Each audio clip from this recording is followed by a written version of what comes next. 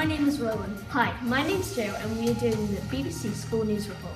Our news story is about Scouts, as last year beavers and cubs especially, celebrated 100 years of cubs, and this year Scouts are celebrating 110 years.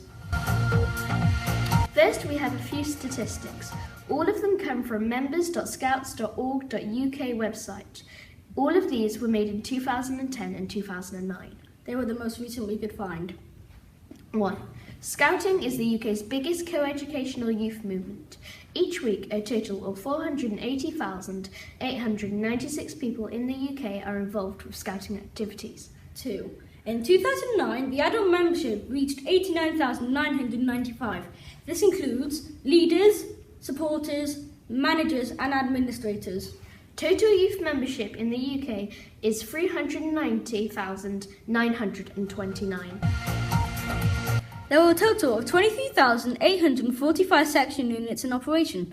This includes 6,862 beaver colonies, 7,790 cub packs, 6,735 scout troops, 2,141 explorer units, and 317 networks.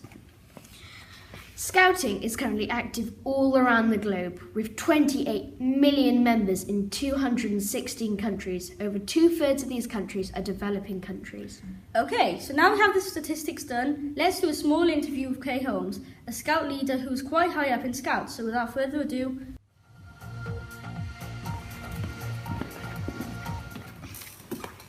hi Kay. Hi Rowan, hi Jo. So, we have 6 questions. There are 3 personal questions from us and 3 general questions, one each from 3 people from school.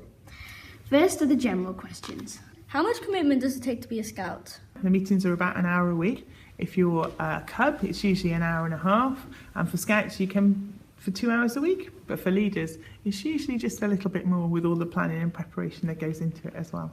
What do you actually do in Scouts? Well, if you think about Scouts as a whole, what we try and do is deliver a progressive programme. So that means we give you lots and lots of different activities to hopefully get you to try lots and lots of things, not to make you experts in anything, but to make sure that you've had a go at lots and lots of things, because that'll give you lots of confidence as you grow up. With society and technology changing, how will you keep Scouts interested?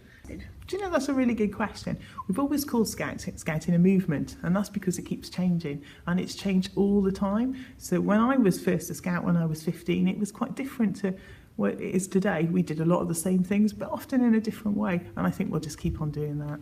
Now we have our 3 personal questions from us. What does Scouting mean to you? Well, Scouting is something that's always been in my life. So I first went to Scout camp when I was 3. My father was a Scout leader, and I met my husband on a Scout trip. My sons come all through Scouting, so it's more about the person I am rather than the thing I do. What is your favourite thing about being a Scout leader?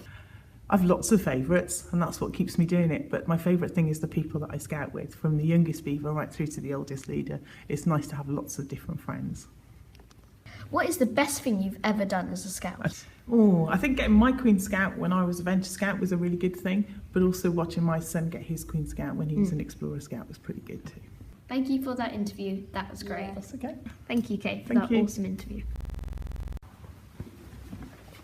Okay, so now we have some tools that you might use as a Scout. One day these could even save your life. So first we have soap. Now you may be thinking, soap? Why do I need soap? It's not going to do me any help. So actually, soap is a really good thing to burn. You can put it on fires and burn it. Or it's generally just for washing your hands, maybe if you've got muddy hands on a long Scout hike. Second one, flint and steel. Flint and steel is one of the most important tools you could ever need. If you want to survive the night and you don't have a flint and steel, good luck waking up in the morning. Basically, if you don't have one of these, you can't have a fire.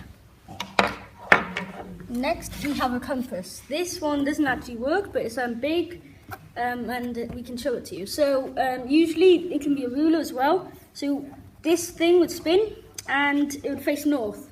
So if north was here, it would face there. If it was over there, it would face there. So this can help you find directions if you want a map, or you just need to find your way home or get back to camp.